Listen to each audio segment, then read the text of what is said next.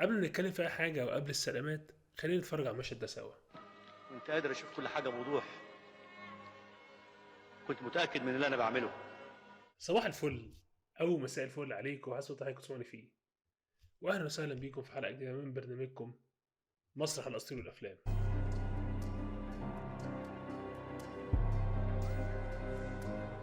عمركم سمعتم عن حاجه اسمها تاثير المراقب؟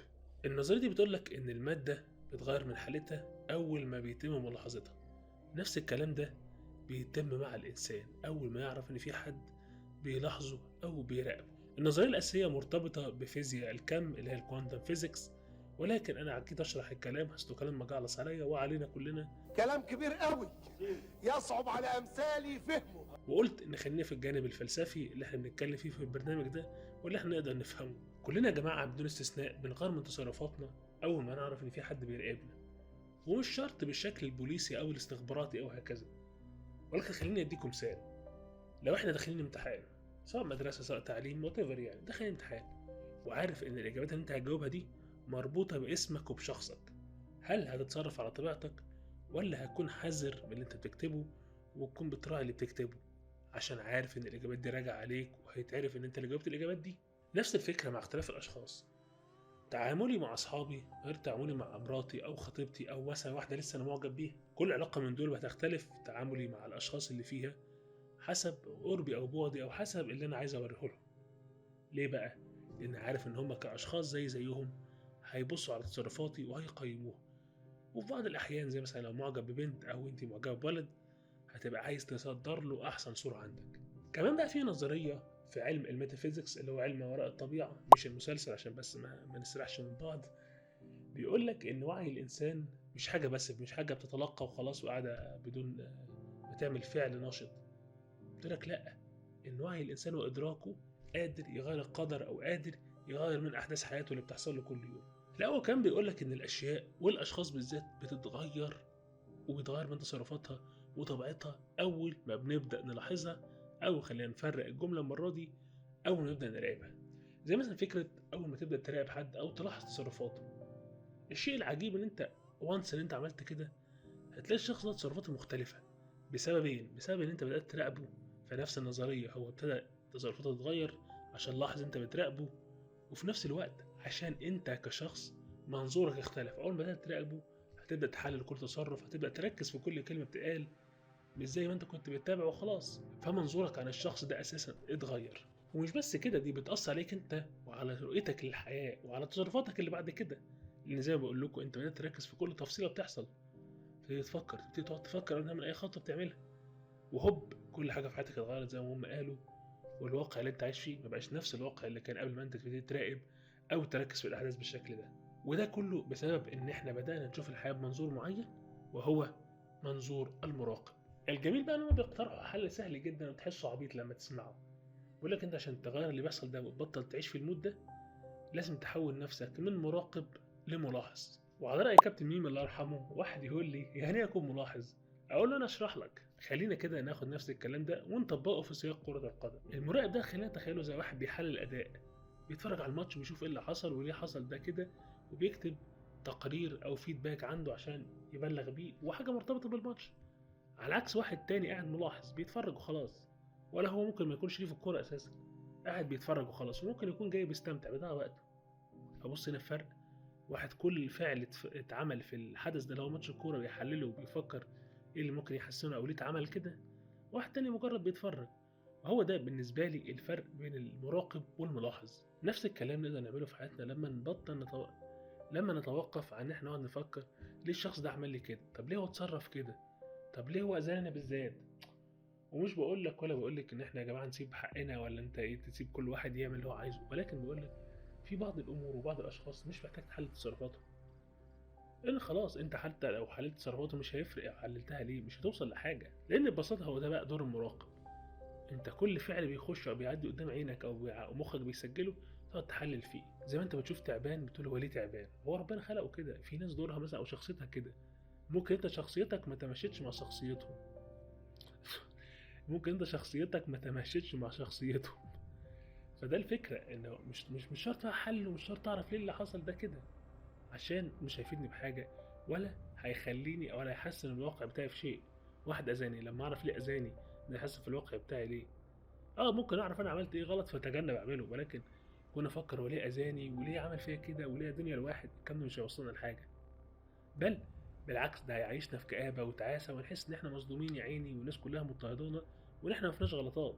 الجميل بقى واللي خلاني افكر فكرة الحلقة دي ان في فيلسوف انجليزي اسمه جيريمي بنسام عمل فكرة سجن مبنية على النظرية دي اساسا، والسجن ده سماه البانوبتيكوم بريزون. فكرة التصميم ده ببساطة انك تعمل برج في نص السجن كده وحواليه الزنازين في شكل دائري، والحراس جوه البرج ده بيقدروا يشوفوا كل الزنازين في كل وقت، ولكن المساجين ما يعرفوش يشوفوا هما بيتم مراقبتهم ولا لا. الفكره الشيطانيه هنا بقى ايه؟ ان المسجون من دول ما بقاش عارف وامتى بيتراقب وامتى مش بيتم مراقبته، فخوفا وتحفظا زي ما بنقول هيفضل طول الوقت يتعامل على اساس ان هو مراقب، وفقد الجزء التاني اللي هو كان بيعيشه على طبيعته بسبب ان هو طول الوقت بيشك او خايف يكون بيتراقب. يعني من الاخر يا جماعه الخوف تملك منه ان هو بيتم مراقبته، هيفضل طول العمر او طول ما هو في مده سجنه دي عايش في خوف.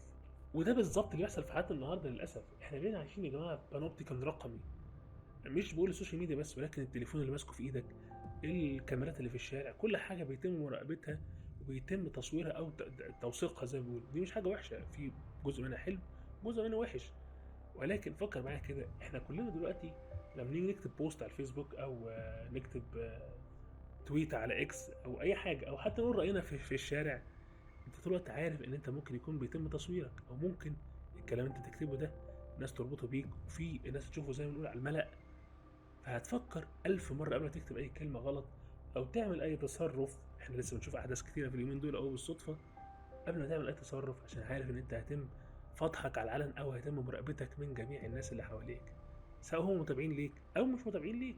الموضوع ده ليه تأثير رهيب، وأنا برضو بشوفه حاجة كويسة وحاجة وحشة. إننا بقينا بنعمل يا جماعة لنفسنا سيلف سنسورشيب، إن إحنا بنراقب نفسنا بنفسنا. زي ما بقول لكم بتفكر 1000 مرة قبل ما تعمل أي فعل أنت ناوي تعمله، عشان عارف ان في غيرك هيشوفك وما يبقاش في حاجه في الزمن اللي احنا عايشين فيه ده مستخبيه زي ما نقدر نقول. انت تاخد بالك كل حاجه بتعملها ليه، وده قد يكون شيء كويس الناس تحافظ على اخلاقها وتحاول تكون من ادمين كويسين، ولكن انا بالنسبه لي في عيبين في الموضوع ده. ان انت هتفقد عفويتك وطبيعتك الحقيقيه، وفي نفس الوقت انت بتعمل الكلام ده عشان انت مجبر زي مسجون، انت خايف بس تكون متراقب او لا، مش بتعمله عشان انت شايف ان ده حاجه صح او ان انت التصرفات اللي بتعملها دي هي التصرفات الصح واللي المفروض تكون متناسبه مع المجتمع اللي انت عايش فيه. وخلينا نتكلم بس بتعمق سنه صغيره في النقطه دي، هو فعلا الحاجه دي حلوه ولا وحشه؟ يعني مثلا زي ما بقول لك لو انت عارف ان انت بيتم مراقبتك كل يوم، انت هتبطل تعمل الحاجات الغلط وتعمل الحاجات الصح، وده شيء جميل. ولكن زي ما بقول لكم انت هتلتزم بالقانون، هتحترم الناس، هتبقى نسخه تحفه من نفسك، ولكن زي ما بقول لك بسبب ان انت بيتم مراقبتك، مش بسبب ان انت اخترت كده او ان انت شايف ده الشيء الصح انه يتعمل. زي ما بقول لكم يعني زي ما بيقولوها ايه، الشخص ده يعني مش قصدي طريقه، ما عملش حاجه عن اقتناع، هو عملها عشان بيتم مراقبته او عشان حد فرضها عليه. ده احنا كلنا عارفينه في مجتمعنا بالذات، زي ما في مثل بيقول اللي هو كل الممنوع مرغوب. في نفس الكلام لما انت تجبرني على حاجه او تبعدني عن حاجه معينه، انا قدامك في العلن هقول لك انا محترم وبراعي ربنا وبراعي اهلي والمجتمع والناس، وزي ما نشوف تلاقي واحد بيتحرش، حد تاني بيسرق مديره او اي حاجه، او حد بيقتل زميله.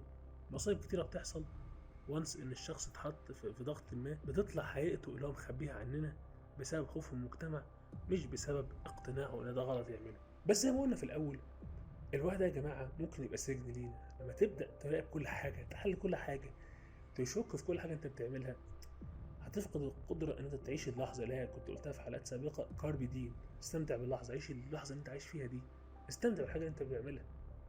من الاخر يا جماعه تفقد البراءه او العفويه اللي احنا بنتولد بيها كبني ادمين، اللي زي ما بنشوف الاطفال بيقول كل حاجه على سجيته، حاجه نفسيه بيقولها.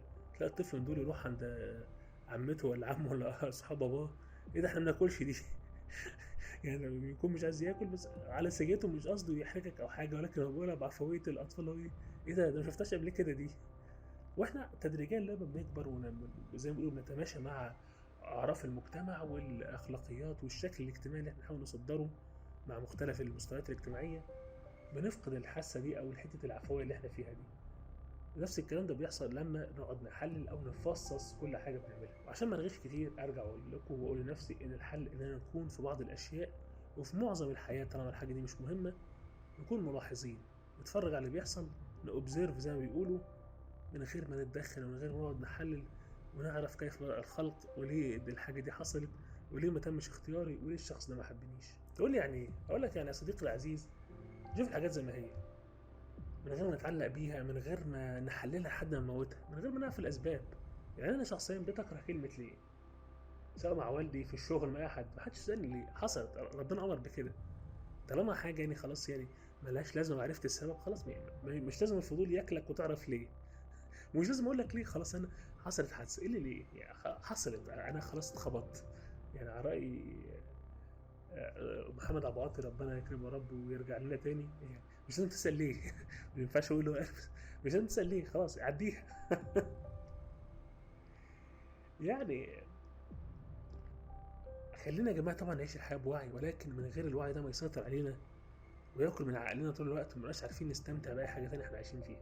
وفي النهايه يا جماعه حابب اقول لكم، سواء في كاميرات، سواء في حد بيراقبنا، سواء احنا في سجن، سواء احنا في ماتريكس، حتى في محاكاة إلكترونية، مش مهم. المهم يا جماعة إن احنا نستمتع باللي احنا بنعمله أو بالعيشة اللي احنا بنعملها، اللي عايشينها سوري، ونكون راضيين عنها. ولو مش راضيين عنها زي ما بقول لكم في كل حلقة، يا ريت نطور من نفسنا، نشوف اللي احنا بنعمله ونحاول نحسن منه، ونشوف اللي احنا بنحبه ونحاول نوصل له.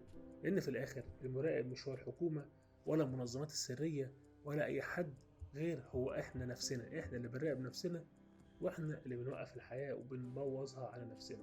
انت يا جماعه اللي انت اللي بتشوف نفسك كل يوم في المرايه، محدش بيجي يبص يقول لك بيوصف لك شكلك، انت بتبص في المرايه بتشوف نفسك، انت اللي تعرف الحقيقه وانت اللي هتحاسب نفسك. وفي نهايه الوقت ده وفي نهايه العيشه اللي احنا عايشينها دي، ما حدش هيتحاسب غيرك، ولا حد هيخش معاك جنه ولا نار، ولا حد هيجي يقول لك ايه لا ده انا اللي اذيته فهو مش هيتحاسب. انت اللي مسؤول عن نفسك، وربنا مع اختلاف اعتقاداتنا ادانا العقل ده السبب عشان نقدر نميز ونختار كل حاجه لنفسنا. في الاخر احب اقول لك خلي بالك من نفسك، لان انت وانت تتفرج عليا انت قاعد بتتفرج اهو، بس خليك وانت تتفرج خليك ملاحظ مش مراقب. بس وبكده نكون وصلنا لنهايه حلقتنا الجديده من الموسم الجديد، اتمنى يكون عجبتكم. يعني لو عندكم اي افكار للموسم الجديد، انا مش محضر له اي حاجه خالص، يعني ان شاء الله يكون ارتجالي، وان شاء الله هيكون في استمراريه اكتر من الاول. كالعاده انا كنت معاكم عمر الدش من مسرح القصير والافلام. سلام.